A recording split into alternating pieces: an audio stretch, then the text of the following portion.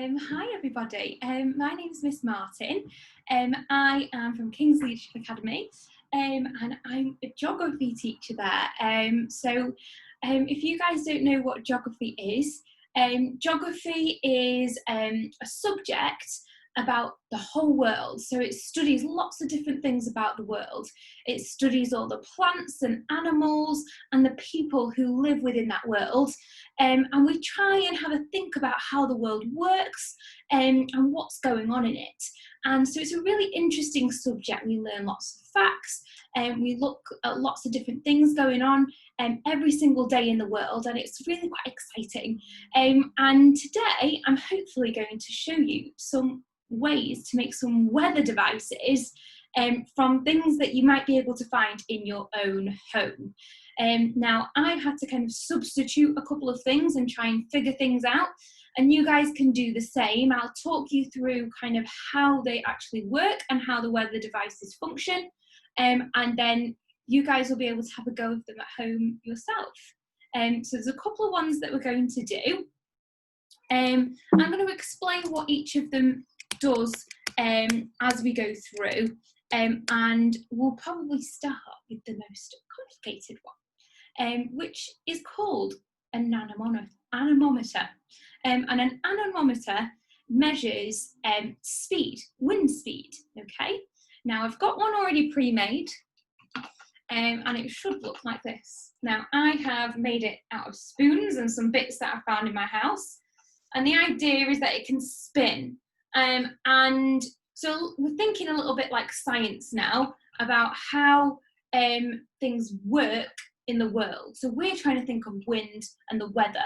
And at the moment, for me anyway, outside my window, it's a little bit windy today. It's been a bit drizzly, and that means that there's going to be a little bit of wind to be able to capture in these spoons. And hopefully I'll be able to show you.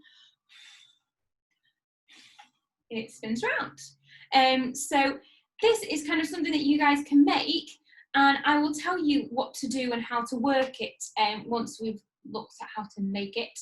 And you can take this outside and then you can track how windy it is in your garden or outside your home, or anywhere really. You can take it to the park and find out how windy it is in the park, because it might be windy in different areas. If there's more trees, it's not going to be as windy, the wind can't get through them. If it's a big open space, it might be more windier. So it could be really interesting for you guys to do, and you can make these at home really, really easily.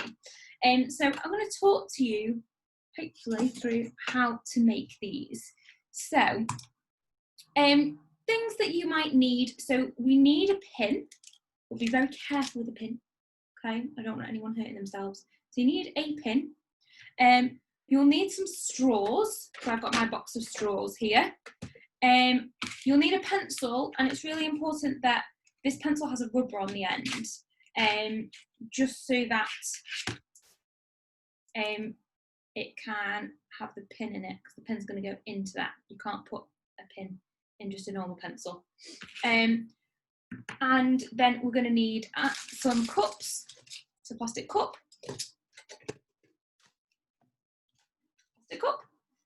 And then we're going to need either some spoons, or you can use some other cups. It says on some instructions that I have to, originally I did these with paper cups.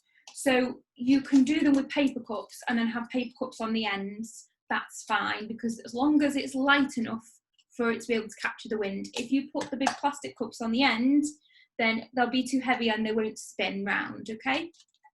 Or if they do, then please show me, because I've currently not been able to work it with plastic cups on the end. Okay, so we've got all the things that we need, and I'm going to show you how to do it. Now, the first thing that you have to do is you have to cut out a hole in the bottom of your cup. I've already done this, just that you don't have to sit here watching me use my scissors. So you cut a big hole out of the bottom of your cup. And the hole needs to be big enough to fit the pencil in, but also to give it some wiggle room. So it shouldn't be the exactly the size of the pencil, okay? So as you can see, it wiggles around quite a lot, which is absolutely fantastic, and that's what we want, okay? So we've got our cup, And the next thing we do is we want to puncture some holes around the top. So hopefully you guys can see that we've got 4 holes around this top section of the cup, okay? Again, be really careful when you're doing that, especially when you're trying to put scissors and things through here, and be really careful, okay? Be careful of your fingers. Don't put your fingers right where you're going to be cutting it, even if it does feel easier to do. Don't do it, because I don't want you guys to be saying, Miss Martin, I was doing that tutorial from Miss Martin at King's Leadership Academy, and I put my fingers there and I got hurt, so please don't do that. So please be careful. So we should hopefully then end up with a cup that looks like that, with 4 holes around the top and a big one at the bottom, okay? Now, I would like to then put it down like that, and we are then going to get our straws. Now, I'm going to try and get through all the different colours. Now, I could only find bendy straws, and the straws that don't have bends in them are better, but I can only find the bendy ones, which still work, okay? So what we're going to be doing is going to stick the straws in to these holes that are at the top, this top section, and the bendy bit is at the end, okay? I'm going to stick them in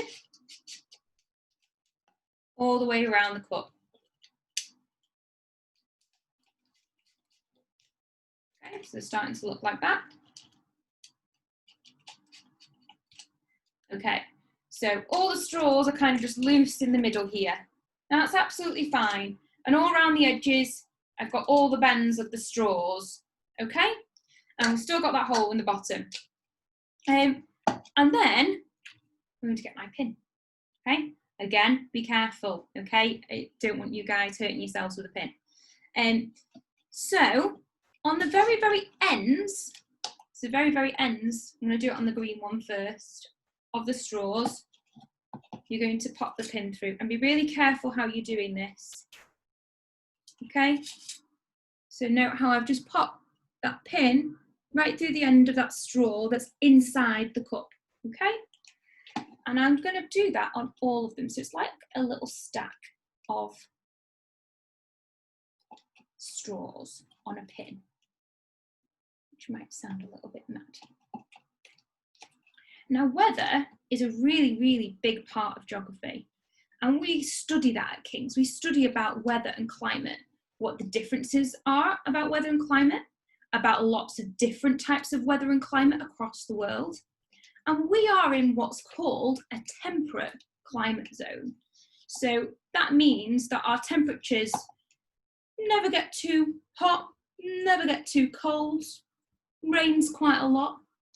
We're in kind of a mild temperate zone, and we get quite a lot of forests because of that, because we have the optimal weather for life, really. It's not too hot that we can't survive. It's not so cold that we can't survive. We get enough rainwater, so we have enough drinking water.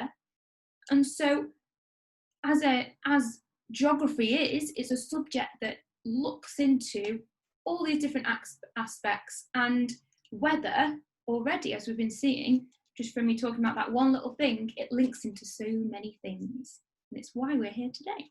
So hopefully now you can see that I've popped my pin in to those straws, okay?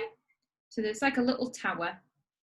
And then what I'm going to do is put my pencil up into that middle section, and where the pin is sticking down into the cup, hopefully you guys can see, I'm going to push my pin into the top of the rubber. Just going to redo that there. Lovely. And that will mean is it can spin. So that cup can spin, and I can still be holding that pencil. Okay.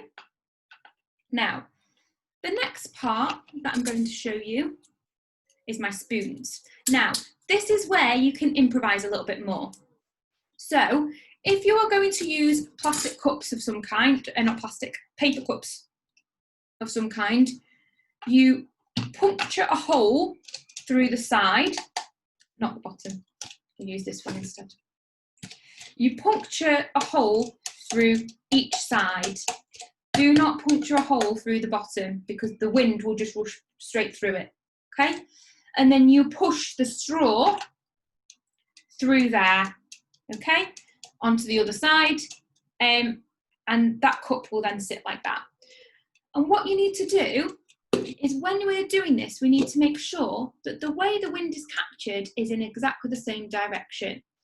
By that, it means that if I have a cup that direction, it needs to be going in the same direction throughout.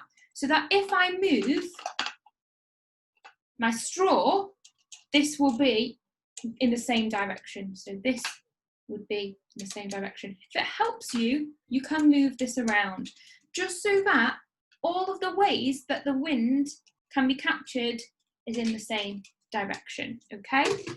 And I'm going to show you how to do this with the spoons as well, okay? So I'm going to show you with the spoons. How I do this is I make sure that the straw goes all the way up to this part of the spoon because this is going to capture the wind too. So I will put the straw up to here on the spoon, and the spoon's looking towards you at the moment. I'm going to take some sellotape. I'm going to wrap the sellotape round just to make sure it's really secure. Okay, and then I'm going to push this spoon out the way, and I'm going to do the same with another spoon, okay? So exactly the same process. Okay.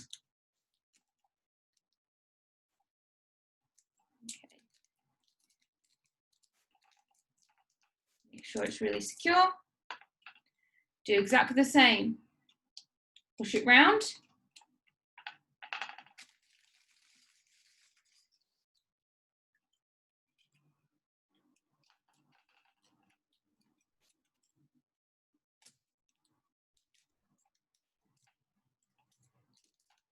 So it's in exactly the same direction currently because I'm moving it round. Now the last spoon, I'm going to do something slightly different. I'm going to get this, it's still going to go in the same direction. I'm going to get a Sharpie. I need to draw on it. So I'm going to draw a little smiley face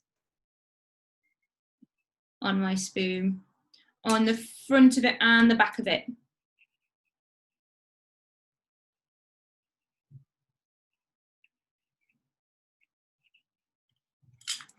The front and the back. So that's my little smiley face. If you can call it a smiley face, like this. That's what it's doing. Okay. And essentially, we're doing exactly the same. So we've got all of these spoons in the same direction, and I'm going to stick this one on in exactly the same way. Oh, it's upside down. Oh no, I put draw my little smiley face the wrong way around. Should have thought of that. Well, we've got an upside down smiley face now, haven't we? And we're going to stick that onto here.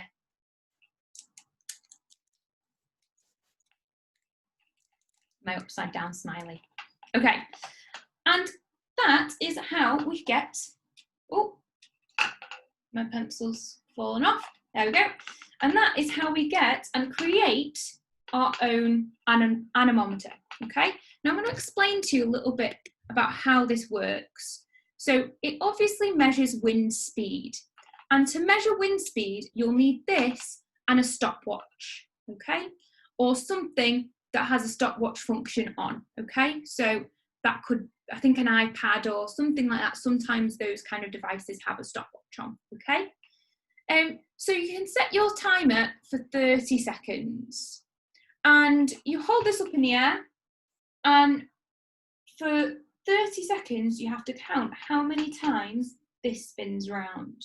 So this would be 1 turn, 2 turns, 3 turns, 4 turns, etc. So you hold it up in the wind and it should spin when it's windy enough, and you count how many turns this one has, okay, from the original point, how many spins it takes for 30 seconds, okay? And then what you need to do is times that number by 2. So how many turns it takes. So say, for example, it's turned 5 times in 30 seconds. I would times that number by 2, which would be 10. And that would be 10 times is how many times it's turned within a minute. Okay? Because 30 seconds is half a minute. And it would be, the measurement would be in revolutions per minute. Revolutions being how many times it has spun, how many revolutions it has gone through, and that's per minute. And it will tell you how quick the windows turn in revolutions per minute. Hopefully that makes sense for everybody, and you can have some good fun taking those out and about and looking in your garden. And you could have a look on different days. When it's sunny, is it windier? When it's wet, is it windier? When it's cloudy, is it windier? Try and take some notes of other things going on in the weather when you're finding out about how windy it is, and maybe you'll see some patterns.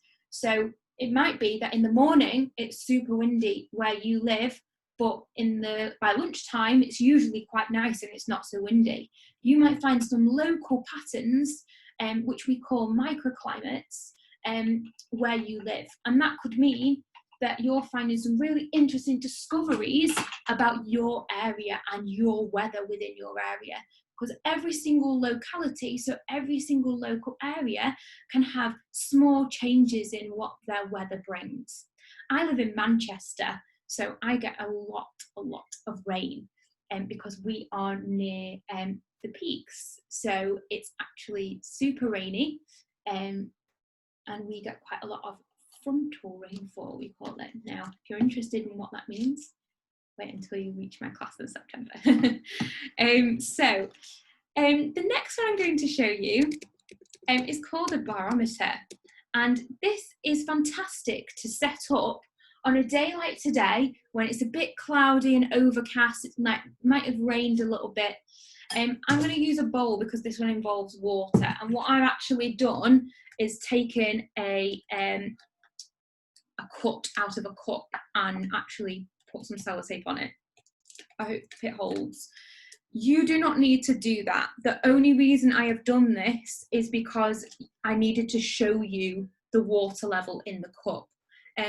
You can see the water level yourselves, and so it's just because I had red cups and I couldn't find any clear ones, so that meant that I had to do this so that you could see what I was doing.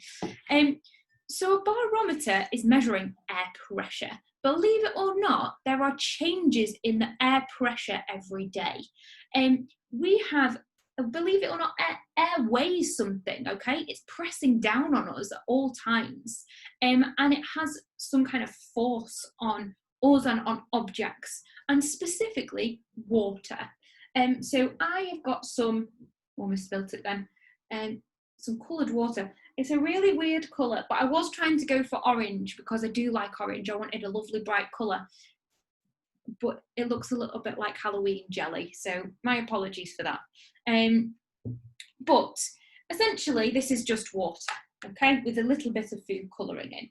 And it would be good for you guys to add some kind of colourant to it, just so that it's really obvious for you to be able to see it in the cup. So some kind of food colouring would be wonderful. Now, we are going to measure air pressure in millibars, and I'm going to talk you through how we're going to do that. Because believe it or not, you can tell small changes in how much pressure we have in the air just from a couple of things, because you can't really feel it every day. It's not really something that we notice as people. So you're going to need another cup, preferably plastic, probably not paper because it's going to be sat around for a little while, and a bottle. This one is of unknown origin. I'm not going to show you what the top says. So the bottle has to be one of the big 2-litre bottles, but it doesn't matter what shape it is, as long as it's a big 2-litre bottle. And we're going to need a cup. You might need your marker pen if you want to mark on each day where the mark is, and you're going to need some food colouring and your water. Now, I'm going to do this around the lot of electrical equipment because I'm filming this for you guys. Please don't do that. Don't do it near laptops. Don't do it near TVs or sockets or cables. Go do it in the kitchen or somewhere that things can be cleared up easily. So I've just got to hope, which is why I brought my bowl as well in case it starts to leak, because I fear that it may leak. So I'm going to talk us through this. The first thing we do is we pour water into our plastic cup. So hope you've got your fingers crossed for me. Pouring some water into the plastic cup. It's getting to the point now where you should be able to see it. I might have done a bit too much there. There you go. So you don't want too much in your plastic cup. Hopefully you guys can see whereabouts that's up to. I can already see it going through the sellotape, so that's good news. So it should be, you shouldn't be pouring loads in, you should just be pouring a little. And when you put this in, it should, oh that's good, just about be touching the top of that. Can you see how it's just slightly wet? So you're trying to get the water to just about touch the very, very top of the bottle, okay? Now I've actually put a little bit too much in, so I am going to just pour a little bit back into here.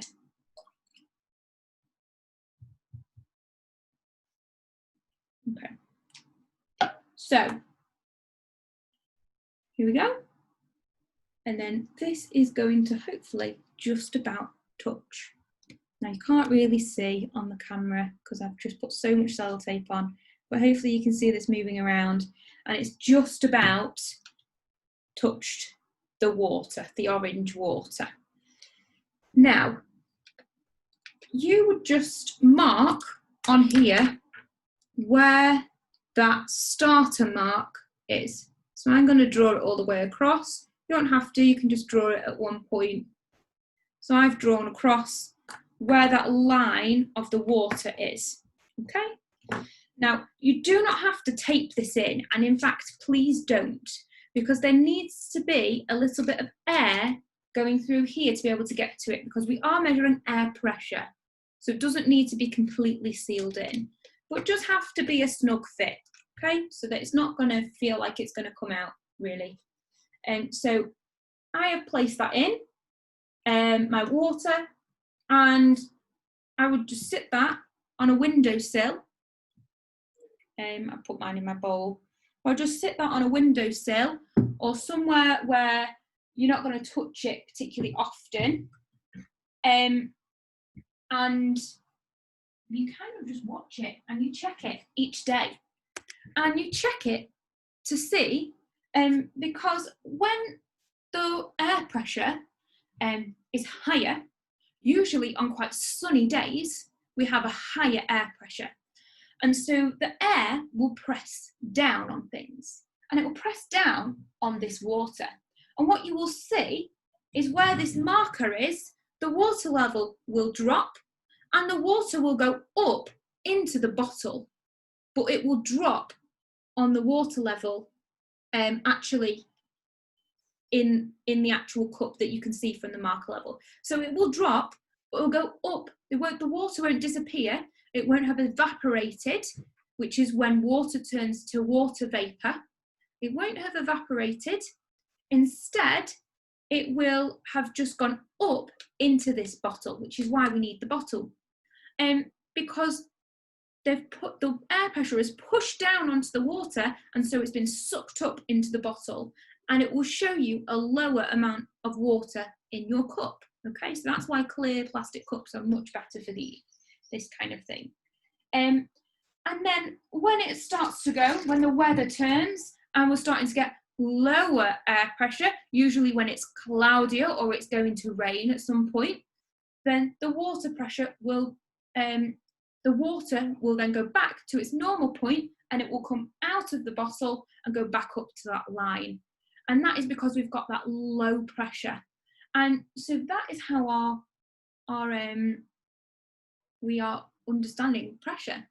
Whether, believe it or not, we've got air pressing down on us all the time. And you can tell the weather from that, because high pressure usually means clear skies, like we've been having the past couple of weeks. It usually means wonderful sunshine. Might not necessarily mean it's warm, because if we get that in the winter, we can still get a kind of weather when it's clear skies and sunny, but it depends on the time of year. But that will mean that there is high pressure. And when we've got that cloudiness coming in and the rain, that's when we get our low pressure, and again we can see that water line. So that's why it's best to do it on a day like today, when it is a little bit overcast. It's a little bit cloudy out my window at the moment, and it has been raining on and off all day. So that means that I can do it now when it's low pressure, so I can see that change when it's high pressure. So hopefully you've got something from that. There's one final one that I'm going to talk through. And it's something really, really simple to do. And this is a sundial. Now, I'm doing this inside, so it won't necessarily work in the same way as you guys can do it at home. And this is probably a good one to do if in the garden, or somewhere maybe on the front of your house, or somewhere like that, that you can do easily, and also do on a sunny day, because you kind of need the sunshine to be able to see your shadow, and that's what we need for this. So I'm gonna roll up this is Play-Doh, but you could use plasticine, and you could use anything at all of that kind of alcohol, blue tack even, that's all fine. And what you'll need is a little piece of like clay, Play-Doh, plasticine, blue tack, anything like that. Mine's some purple Play-Doh. A pencil, so I'm going to go back to my wonderful pencils from before.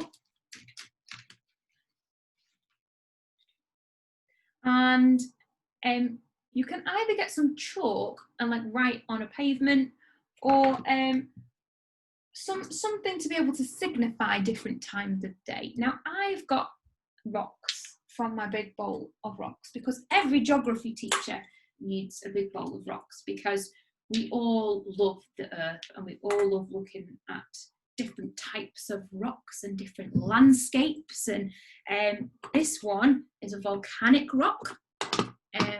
It's actually picked up from the edge of a volcano, if you can see all of the holes in. And then these ones are wonderfully round and have been all wonderfully smoothed out by the sea. So all these rocks have a story to tell, and that's what I love about geography, is everything that we have in our world has a story to tell us, and hopefully I'm going to help you guys tell that story, or learn that story. So I've got lots of different rocks. So hopefully I'm going to explain this quite nicely, and I've just got a couple here, a couple of rocks to be able to talk you through this. Now, I've chosen rocks, but you guys just need something to be able to signify the different times of day. So that could be a piece of chalk that you write on the floor. It could be anything at all that you can think of to be able to signify. Now, I'm going to just, hopefully this will work, because I'm going to have to change my screen for this so that you can see. Sorry, we've got my dog's water bowl in the corner. So hopefully you guys can see this. So what I'm going to be doing is I would have my piece of Play-Doh, and I would have put my pencil so it's stuck up into it. Now, thankfully, there's actually a bit of a shadow coming from my window. So what I would do is I would see what time it is. So for me now, it is 6:30. So I would put that rock there, and I would write 6:30 on there. Now, you might want to do it at an easier time. So you might want to do like maybe when you get up in the morning, maybe you put the first one out, and that would be, I don't know, maybe 8 o'clock. Then at 9 o'clock, you go and check it again, and you'll see that the shadow will have changed. And then each time you put a rock next to it, and you should be able to get all the way around, and essentially when the sun hits it at certain points, you'll be able to tell the time. So I might have that as 6 and that as 7, and I know that it's 6:30 because it's in between the two. So the key with this is actually that you're going out at each point in the day and placing, I've obviously got rocks, but you could be writing what time it is at each point. So you just need to make sure you're keeping an eye on the time, and you are keeping an eye on the shadow. So at 8 o'clock in the morning, you go out, you check your pencil, you look at the shadow, and you place a rock on it, and you know that is 8 o'clock. Then at 9 o'clock, you go out, the shadow is moved further along, and you place a rock down, or you write it down. And then at 10, and then at 11, and etc., etc. And then that means that you can go out in the garden at any time of the day and know the time without a watch, just from a shadow. Like Stone Age people. It's wonderful. Okay? So hopefully you guys have all learned something a little new there. The sundial isn't necessarily a weather activity, but it is reliant on the weather as to whether we can tell it, because of the fact we need that shadow. So that's often one that we can do on like a sunny day when it's nice outside, and you can do with friends and things like that. So hopefully you've had a nice time and you've taken a couple of things away from this and you understand a little bit about geography. I have done a lot of something called physical geography today, which is to do with the natural landscape. But we also have another section of geography called human geography. And human geography is all about people and cities and the way we live. And we embody that in something called culture. And that's another side of geography that we learn about. So that can be all kinds of different things about development. It can be about the history of people as well. So geography is a really broad subject, and we look into so many different things as part of geography. And I'm really excited to see you all in September and be able to talk to you about all the different ways we can use geography in our daily lives and give you so much knowledge, so that you guys are really excited about the world that we live in. So hopefully that's been informative today. Please write, I think, comments and stuff, and I will try and get back in touch with for any questions to do with how these work on the channel that this is being shared on. Yeah, and have a lovely afternoon, day, time, and enjoy.